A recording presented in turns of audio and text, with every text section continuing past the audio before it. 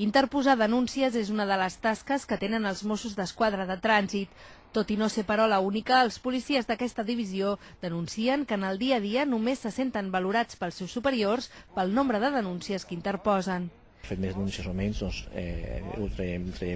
creiem que no és una manera de portar un control. El que tenim molt clar és que la feina de l'especial de trànsit és intentar reduir al màxim el volum d'accidents de trànsit a les nostres vies, de rebaixar al màxim les xifres de morts i d'accidents amb ferits greus i no controlar si es fan més denúncies o menys denúncies.